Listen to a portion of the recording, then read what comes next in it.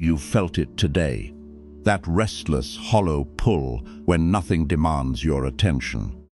That subtle pressure behind your eyes when the moment goes quiet and everything that needed doing has been done. And there is just unexpectedly time. You call it boredom. Does that feel like a modern problem? Like something the smartphone made worse or the 9-to-5 created? But boredom is not modern. It is ancient. It may be one of the oldest human experiences in the record. And what your ancestors chose to do with it shaped almost every beautiful thing that still exists. Consider what we actually know about how ancient humans spent their days. Marshall Salins, the influential anthropologist, spent years analyzing the lives of modern hunter-gatherer societies to reconstruct what Paleolithic life may have looked like before agriculture changed the terms entirely. His research gave us the phrase the original affluent society, and he applied it not to people with more goods, but to people with more time. Studies of groups like the Kungsan of the Kalahari Desert and the Hadza of Tanzania consistently reveal that the actual work of survival, the hunting, the gathering, the food preparation that keeps a community alive, occupies somewhere between 3 and 5 hours each day. Not 8, not 12, 3 to 5. That leaves an enormous remainder. And that remainder had to go somewhere. Where did it go? It went into story, into music, into decoration and ritual and play, and the kind of conversation that serves no immediate practical purpose, but somehow holds a group together in ways that food and shelter alone never could. Picture the Paleolithic evening. The sun drops and darkness comes fast and complete. A fire burns in the center of the camp. 15, maybe 20 people gather in its light with nothing specific they need to accomplish. No screens, no written language, no structured entertainment of any kind.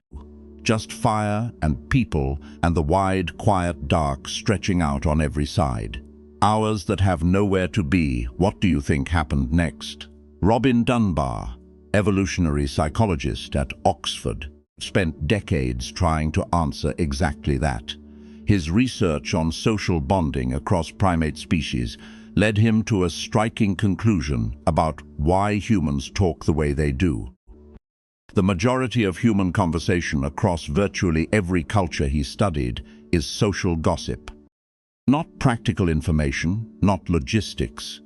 Just talking about other people, who did what, who is with whom, who can be trusted and who cannot. Dunbar argues this wasn't trivial. It was the original social technology. As human groups grew beyond the size where physical grooming could maintain bonds, language stepped in to do the same work.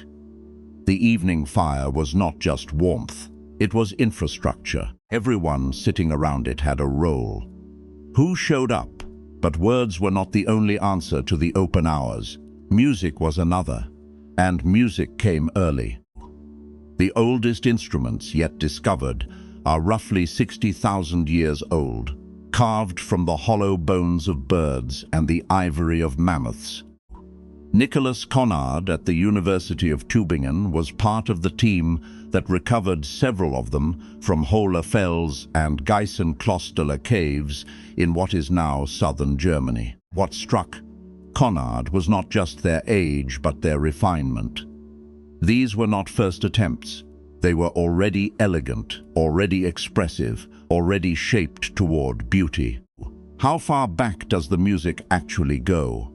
Someone had been playing for a long time before these instruments were made and buried in the dark of a cave for 60,000 years. A person in the remote past sat down in the hours the day had left over and made something that could produce sound. Then played it for other people sitting in the same fire-lit dark you're imagining right now. You know what that felt like.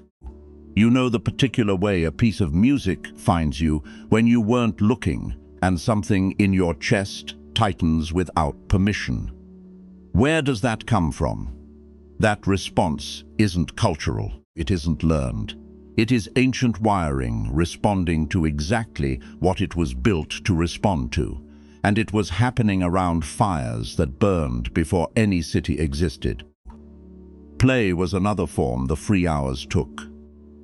Anthropologist Brian Sutton Smith spent his career making the case that play is not a distraction from serious life but the training ground for it. Ancient humans played games that sharpened reflexes, tested social dynamics, and rehearsed the world in conditions where the consequences were low. Children chased each other through clearings exactly as they do now. Adults competed in ways that built reputations without requiring real casualties. What was the brain actually building during those open hours? The nervous system was practicing.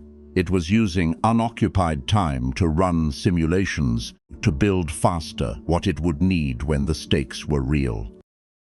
Play was not leisure. It was the mind doing its best work under the best possible conditions. There was also the making of things. Ancient humans decorated their bodies. Perforated shell beads dating back 130,000 years have been found at sites in Morocco and Algeria. They were not functional. They were made to be worn, to be seen, to communicate something about the person carrying them. Do you know how long it takes to drill a hole in a shell with a stone tool? What were they trying to say? Someone sat with materials and no urgency pressing on them, and made something beautiful so they could carry it with them. That is the same impulse that moves you to choose the right words when the situation technically doesn't require it. It is the impulse to make meaning visible, and it lives entirely in free time. And then there was art, the cave art. This is the finding that stops researchers entirely. Because it came so early and was made with such obvious intention that it forces a genuine reckoning with what the word boredom even means when the mind experiencing it is, in every measurable way, identical to yours. What do you make of that? Francesco De Rico, archaeologist at the University of Bordeaux, has spent years tracing the earliest evidence of symbolic behavior in the human record. At Blombos Cave on the southern coast of South Africa, his team uncovered ochre processing workshops dating back 75,000 years. Red pigment, carefully ground and mixed and stored in abalone shells. There was no wound being treated, no practical use anyone has identified. Just color, prepared with care and kept for later. What does that tell you? That is not an animal filling time. That is a mind with a project. A mind that decided, in the hours the day left open, to make something that did not need to exist, but should. What was that person thinking about while they ground the pigment? You cannot know. But the act tells you something no silence can take away. It tells you that the mental energy we call boredom has never been idle in a human mind.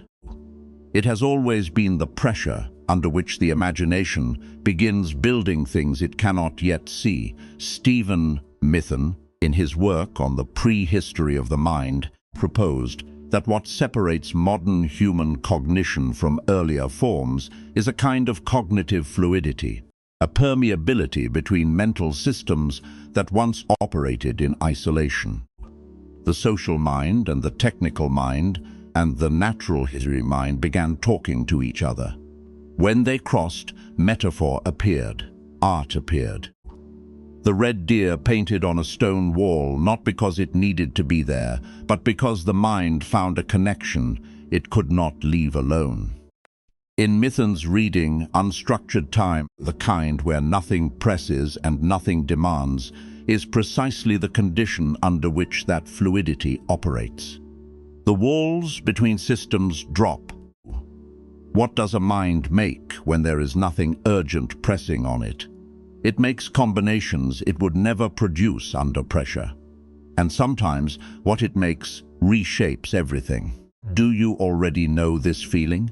The long walk, where the problem that had been stuck for days suddenly untangles. The moment between sleeping and waking, where the answer arrives fully formed from nowhere. That wandering, loosely held, generative attention is ancient. It was producing things worth keeping long before any writing system existed to record them. There is one detail from the archaeological record that tends to stay with you. At Shanidar Cave in northern Iraq, Neanderthal remains were found in soil containing dense concentrations of flower pollen. Hyacinth, groundsel, hollyhock, flowers. Whether this constitutes deliberate burial remains debated among researchers. But the image does not leave you. The possibility that someone stood at the edge of a grave in the deep past and reached instinctively for something that had no function except to mark the weight of the moment. Something placed only to be seen. Something that said what nothing practical could say. That is what happens when free time deepens into something. When the mind has been given enough unoccupied hours that it stops resting and starts reaching. It becomes ceremony. It becomes the impulse to make the invisible visible, to take what you feel and press it into something that can outlast the feeling itself. Ancient humans did not have 1,000 inputs rushing in to fill the gap when attention went unoccupied. They sat with the gap. What comes through when the noise finally stops? The first songs came through, the first stories, the first marks pressed into stone by firelight for reasons nobody fully agreed on then and nobody fully agrees on now. Reasons that weren't practical. Reasons that were somehow necessary anyway, the way certain things are necessary not because they help you survive, but because without them surviving doesn't mean what you thought it did. You live in a world designed to prevent you from feeling that gap. The instant your attention goes quiet, something rushes in. And so you almost never find out what your own mind would produce given a long evening and a fire and nowhere to be until morning. But your ancestors knew. They had thousands of those evenings. What did they make with that time? They made music and stories and color pressed into stone and the kind of talking that is about nothing and is about everything at the same time.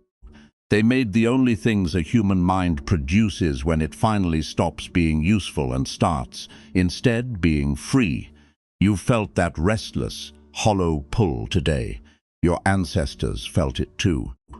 And every song that has ever found you when you weren't ready, every story that reached into you and rearranged something, every word or sound or image that ever made you feel less alone in the world, began exactly there. Not in urgency, not in necessity, in the quiet gap between the end of the work and the beginning of the dark. In the ancient, unmanageable gift of having more time than purpose, and choosing in that space to make something anyway.